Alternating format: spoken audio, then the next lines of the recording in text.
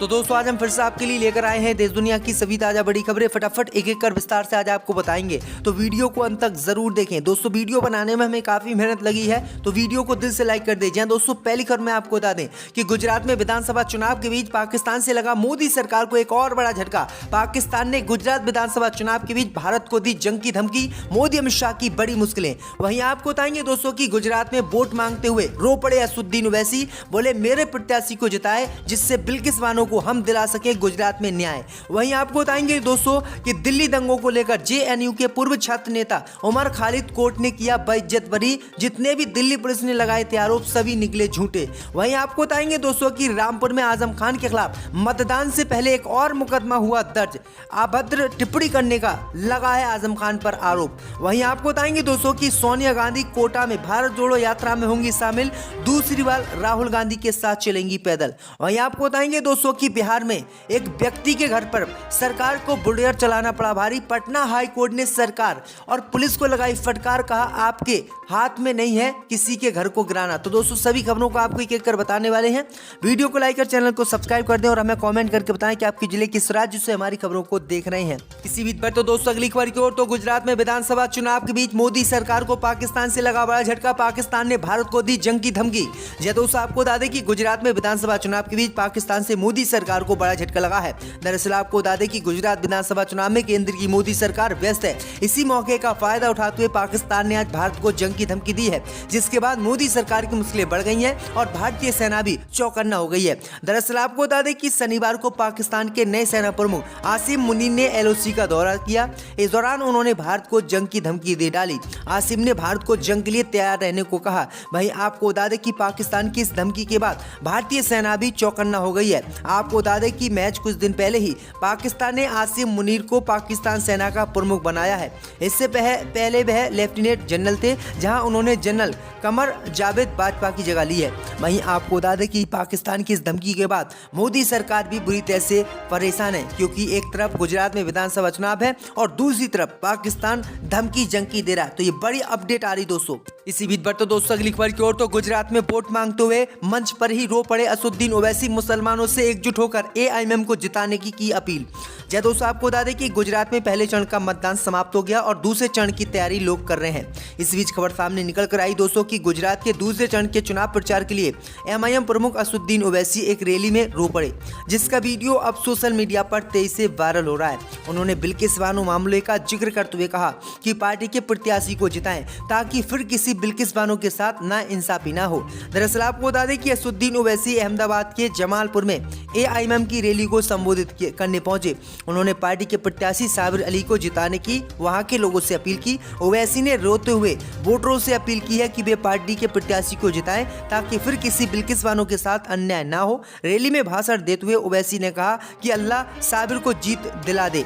ये कहते ही ओवैसी भावुक हुए। उन्होंने रोते हुए कहा कि साबिर जीत जाए ताकि दोबारा बिल्किस बानो जैसे हादसे ना हो। ये बड़ी अपडेट आ रही दोस्तों कि असदुद्दीन ओवैसी अहमदाबाद में वोट मांगते हुए रो पड़े। आपकी क्या राय दोस्तों, गुजरात में ओवैसी को वोट देना चाहिए या नहीं, हमें कमेंट करके जरूर बताएं। इसी बीच पर तो दोस्तों अगली खबर की ओर, तो रामपुर में वोटिंग से पहले ही आजम खान पर एक और मुकदमा एक हफ्ते में हुआ दायर। दोस्तों आपको बता दें कि समाजवादी पार्टी के वरिष्ठ नेता आजम खान को रामपुर में लगातार झटके पे झटके लग रहे हैं और मुसीबतें उनकी कम होने का नाम नहीं ले रही है।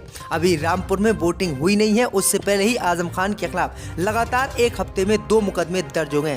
दरअसल आपको बता दें कि अब आजम खान के खिलाफ शहर कोतवाली में एक और मुकदमा दर्ज हो गया है। उनके खिलाफ ये शिकायत भी आपत्तिजनक बयान देने के मामले में की गई है। जानकारी के मुताबिक 1 दिसंबर को किले के मैदान में अखिलेश यादव की एक जनसभा थी। इस जनसभा में आजम खान भी शामिल हुए थे। इस दौरान उन्होंने अभद्र बयान दिया था। शिकायत में कहा गया है कि आजम खान पे जनता की तरफ इशारा करते हुए कहा था कि तुम कम हो, वर्दियां ज्यादा है, वह मेरे देश के चलाने वालों को मुबारक हो। उन्होंने इलेक्शन कमीशन पर भी सवाल खड़े किए हैं। तो ये बड़ी अपडेट आई दोस्तों। इससे पहले आजम खान पर एक और मुकदमा रामपुर में ही दर्ज किया गया था। तो इसी बीच पर तो दोस्तों अगली खबर की ओर तो दिल्ली दंगों के मामले में जेएनयू के पूर्व छात्र नेता उमर खालिद बाइज्जत कोर्ट से हुए बरी।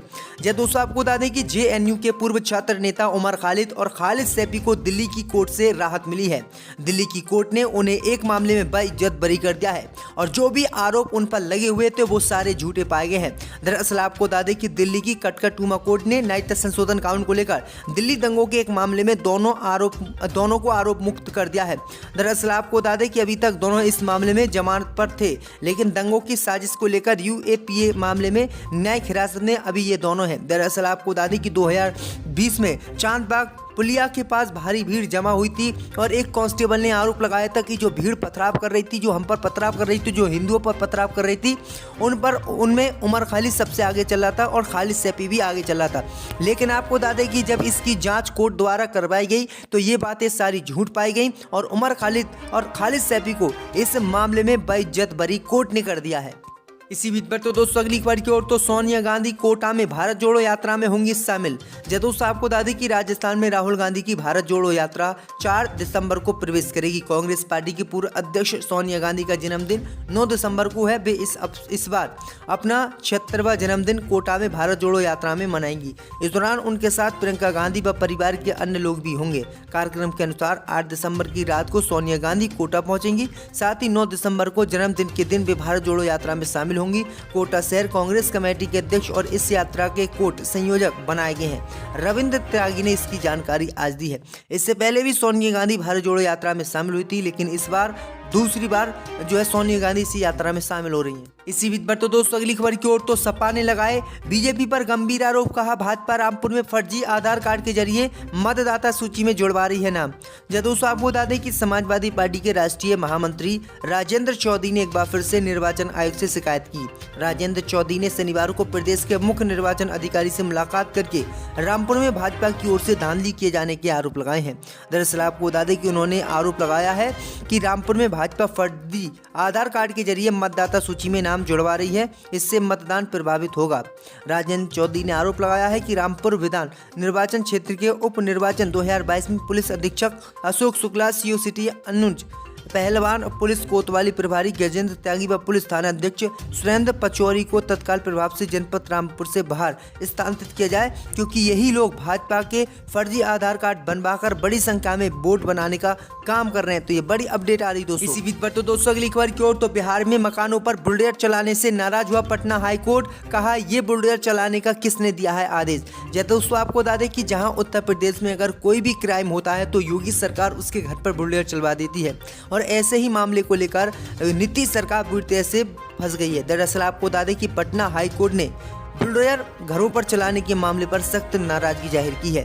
दरअसल आपको बता दें कि पटना हाईकोर्ट के जज ने बुलडोजर कार्रवाई के खिलाफ बेहद ही सख्त टिप्पणी की है। इससे संबंधित एक वीडियो भी तेजी से वायरल हो रहा है। दरअसल आपको बता दें कि पटना हाईकोर्ट के जज ने एक महिला के घर को कथित रूप से गिराने के लिए बिहार पुलिस को फटकार लगाते हुए टिप्पणी की है कि क्या यहाँ भी बुलडोजर चलने लगा है। आप किसका प्रतिनिधित्व करते हैं, राज्य या किसी निजी व्यक्ति का? तमाशा बना दिया है, किसी का भी घर बुलडोजर से तोड़ दिया जाता है, ये बिल्कुल गलत है। तो ये बड़ी अपडेट आई दोस्तों कि किस तरह से उत्तर प्रदेश में बुलडोजर चलाया जाता है घरों पर, तो पूरा देश खुशी मनाता है, लेकिन बिहार में ऐसा नहीं हो रहा। बिहार में पटना हाईकोर्ट ने फटकार पुलिस को लगाई है, सरकार को लगाई कि आप किसी का घर नहीं तोड़ सकते। इसी बीच पर तो दोस्तों अगली खबर की ओर तो दिल्ली एमसीडी चुनाव में एआईएमएम की एंट्री से बिगड़ जाएगा समीकरण। ओवैसी के 15 उम्मीदवार दे रहे हैं टक्कर। दोस्तों आपको बता दें कि दिल्ली नगर निगम चुनाव के लिए 4 दिसंबर को वोटिंग होगी, जिसके नतीजे 7 दिसंबर को आएंगे। इस बार का एमसीडी चुनाव बेहद खास है, क्योंकि इस बार चुनाव में असदुद्दीन ओवैसी की पार्टी एआईएमएम भी किस्मत आजमा रही है। बता दें कि ये पार्टी पहली बार चुनाव लड़ रही है। एआईएमएम दिल्ली के 15 वार्डों में अपने उम्मीदवार उतार दिए हैं। बता दें कि ये सभी वार्ड मुस्लिम बहुल है। ऐसे में माना जा रहा है कि इन वार्डों में बीजेपी, कांग्रेस और आम आदमी पार्टी के उम्मीदवार हार सकते हैं। ऐसे में सियासी समीकरण भी गड़बड़ा सकता है। इन वार्डों में असदुद्दीन ओवैसी ने जमकर प्रचार किया है। बता दें कि मुस्तफाबाद, सीलमपुर, जाफराबाद, जाकिर नगर के वार्डों में मुस्लिम मतदाताओं की संख्या अधिक है। वहीं शाहीन बाग, बटला हाउस और जगतपुरी में कई ऐसे वार्ड हैं जहां मुस्लिम मतदाता हर चुनाव में प्रत्याशियों को जीत पक्की करते हैं। ये बड़ी अपडेट आई दोस्तों कि एमआईएम के जो 15 उम्मीदवार हैं वो बीजेपी, आम आदमी पार्टी और कांग्रेस को टक्कर दे रहे हैं। पूछताछ करने के बाद जेल भेज सकता है। स्वतः संज्ञान लेके अपने ऑर्डर पास करें। अगर सरकारें उत्तर प्रदेश सरकार सुप्रीम कोर्ट को कोऑपरेट नहीं करती है तो राज्यपाल के जरिए या राष्ट्रपति जी के जरिए इस सरकार को बर्खास्त करें। सीबीआई भी अब जो अजय मिश्रा है उनके घर पर एक बोर्ड चिपकाया है नोटिस और कहा है कि जांच के लिए तैयार हैं, बुलाया भी है कोर्ट में। लेकिन वो केस में हुए लड़के की जो लोकेशन है अजय मिश्रा जो है असीम मिश्रा, उनकी लोकेशन नेपाल की पाई जा रही है, मतलब नेपाल चले गए हैं।